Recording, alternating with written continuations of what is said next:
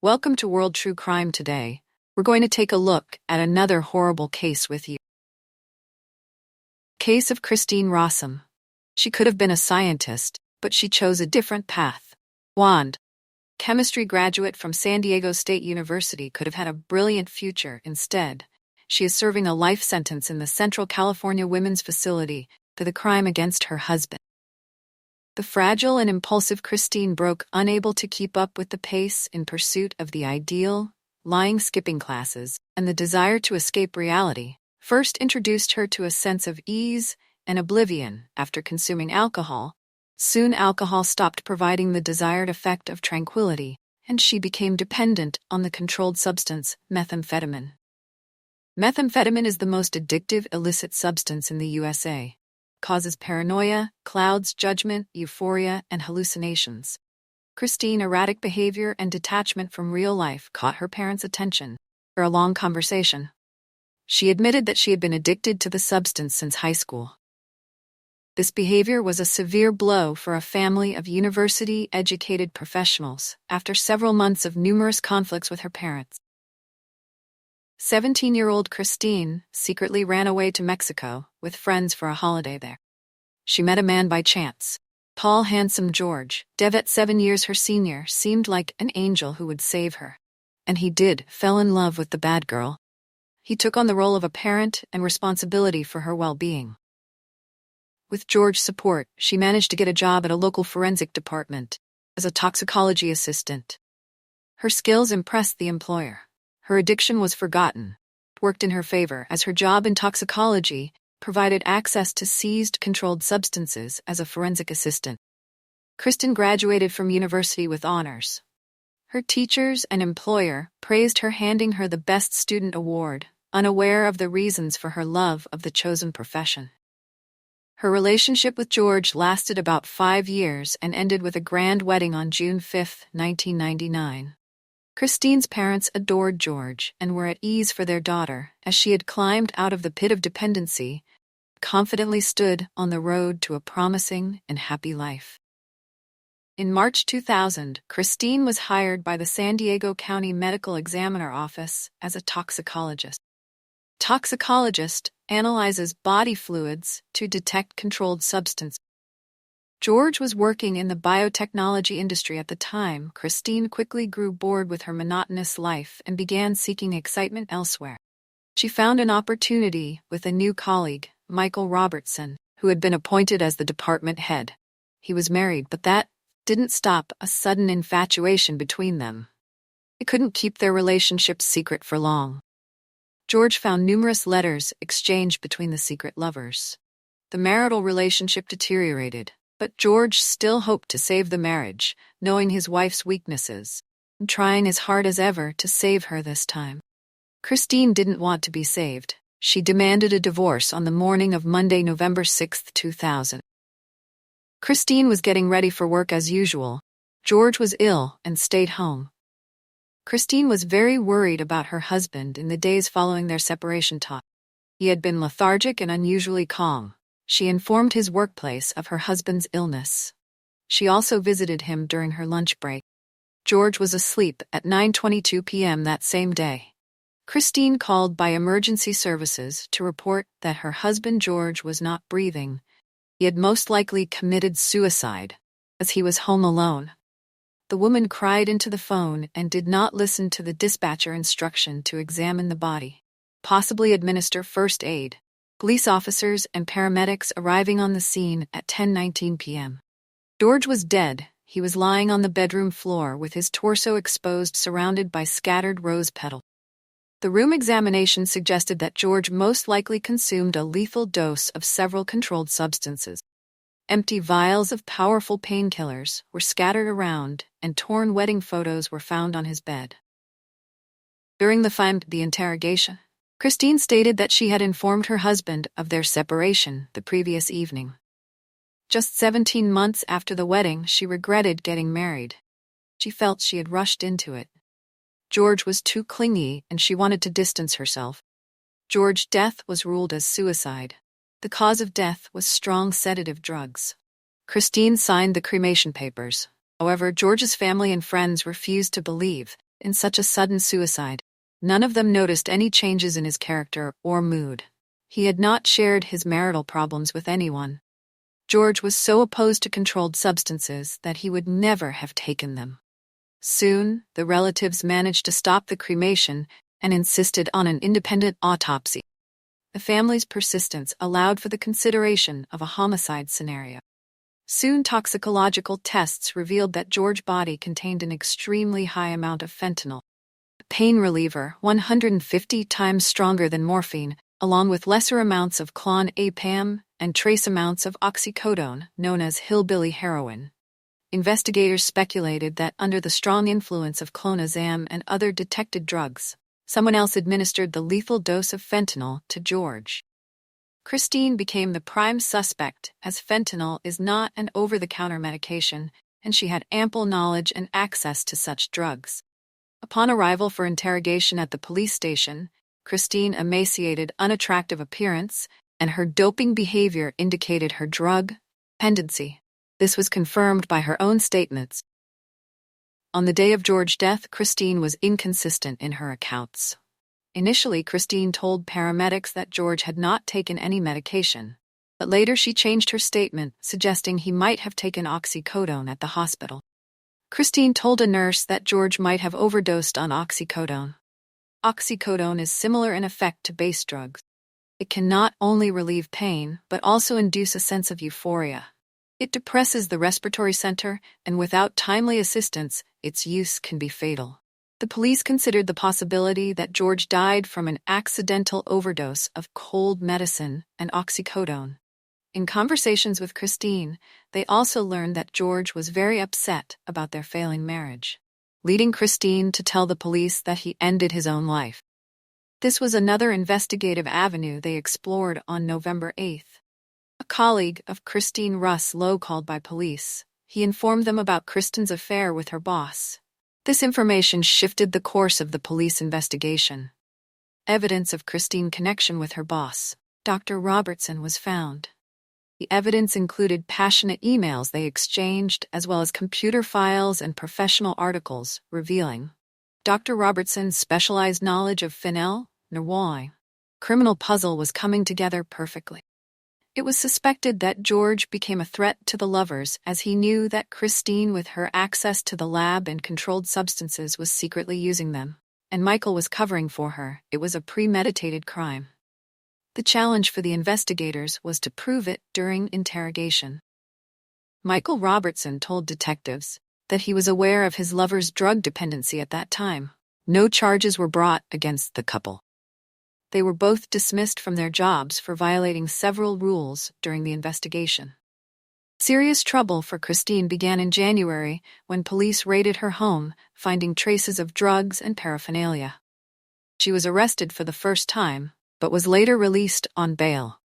The investigation progressed as new information emerged. This included Christine's diary. During its initial examination, investigators hypothesized that it was written by Christine, not for herself, for an external reader, as a means of covering up and affirming her innocence, while crafting the appearance of George's perfect self-inflicted demise on the day of her husband's death. She bought a rose in revealing lingerie actions inconsistent with her distressed demeanor. Medical examination indicated that George was unconscious for at least 6 hours before his passing, and his death could have occurred an hour or half before it was confirmed. Additionally, a bruise around a needle injection site on the young man's arm was found. Its purpose, an EXE unexplained at Christine's workplace. A shortage of the drug that led to George's demise, as well as other controlled substances, was discovered by police. Believed Christine poisoned George with administering phenyl without his knowledge. The prosecution built its case on toxicological and medical data with enough circumstantial evidence. Christine was arrested on June 25, 2001, and charged with first-degree murder. After spending 6 months in custody, she was released on bail. First trial soon commenced. The prosecution's main theory was the motive for the homicide. They argued that she eliminated George because he threatened to tarnish her good girl reputation by revealing her renewed drug use and affair with Michael Robertson. The the prosecution claimed Christine poisoned George with fentanyl. The court heard that fentanyl is a powerful synthetic opioid, 80 times stronger than morphine. It was suggested that she first tried to end his life with clonazepam, but when that failed, she administered fentanyl.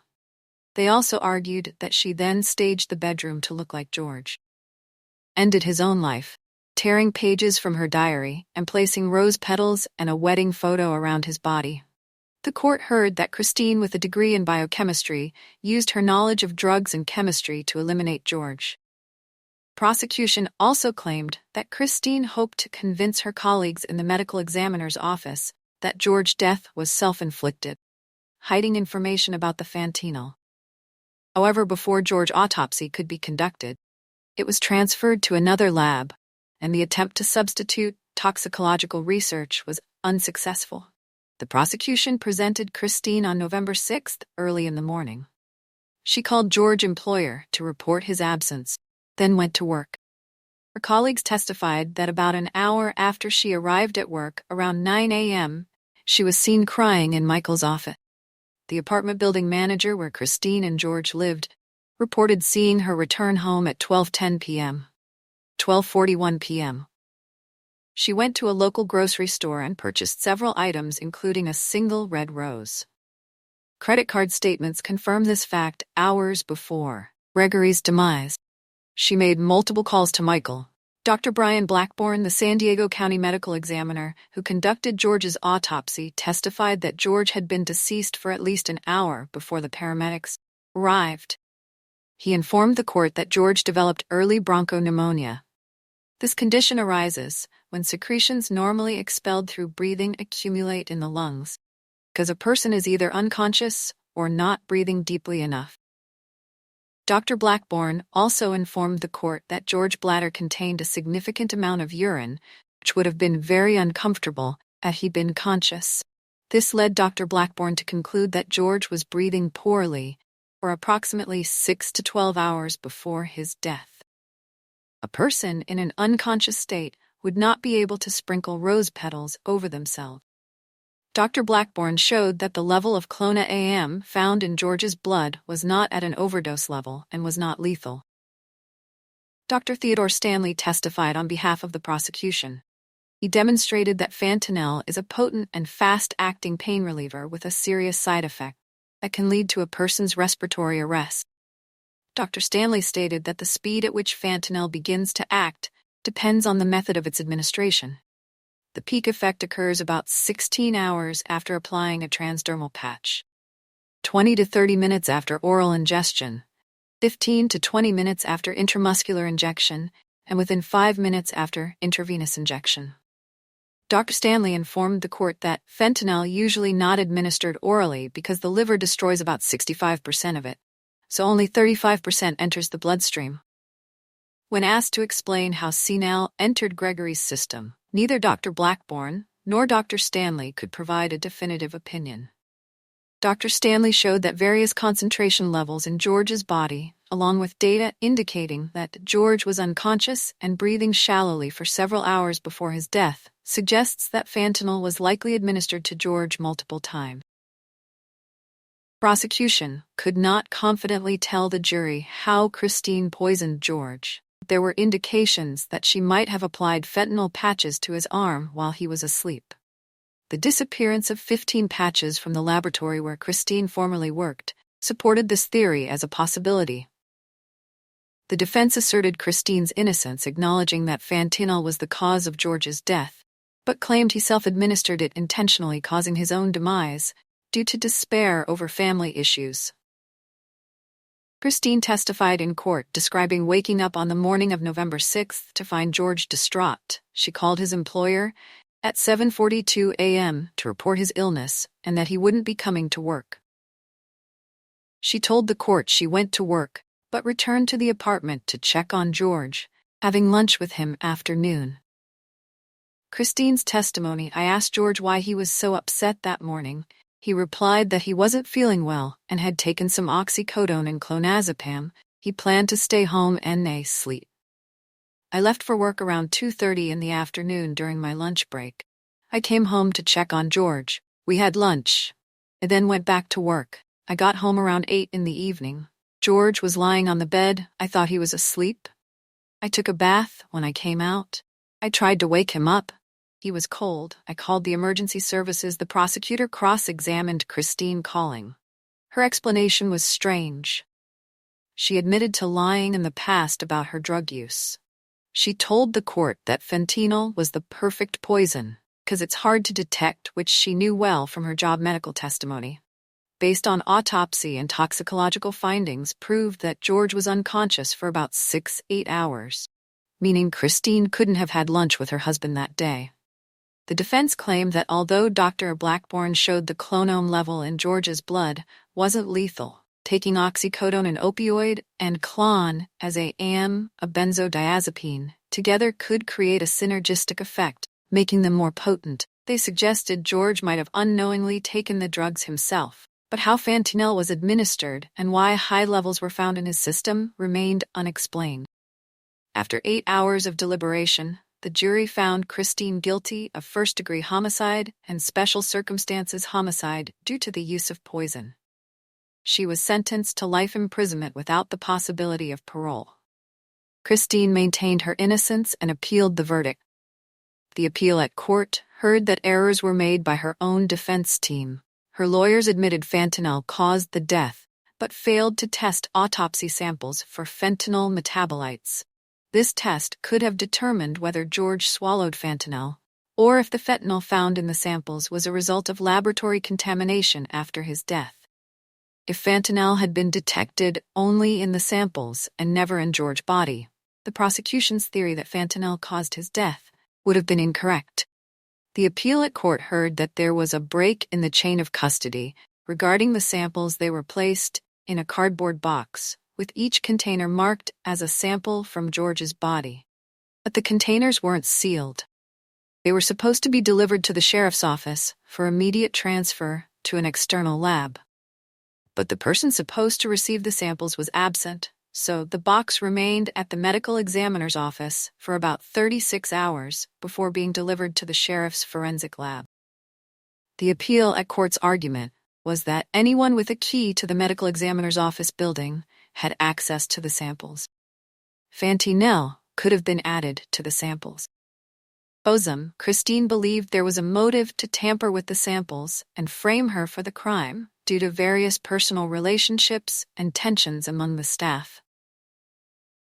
Indeed, Christine argued in the appeal at court that on November 8, 2000, Michael informed one of the toxicologists that he had examined a sample of George's stomach contents. The three-judge panel on the Ninth Circuit Court of Appeals concluded that Christine's lawyers erred in not contesting the prosecution's claim that her husband died from a fentanyl overdose. They stated that her legal team should have tested the autopsy samples for fentanyl metabolites, rather than just admitting he died in such a manner. However, they did not overturn the verdict, but sent the case back to federal court to determine if this defense error could have altered the trial's outcome. After this decision, the U.S. Supreme Court ruled that federal courts must adhere to the state court decision when considering such appeals. Based on this ruling, the appeal at court voted against holding a hearing on Christine's case. Her appeal was denied and she remains in custody. Michael Robertson was implicated as an accomplice in Christine's trial. Authorities discreetly filed a criminal conspiracy complaint and issued a sealed warrant for the arrest of Michael Robertson, the former boss and lover of convicted perpetrator Christine. Robertson, who lives freely and works as a forensic toxicology consultant in Australia since Christine's husband's demise in 2000, could be arrested and held on a $100,000 bail. If he ever returns to the United States, George's family filed a lawsuit accusing the county of negligence that allowed Christine to steal a lethal dose of drugs from the medical examiner's office undetected.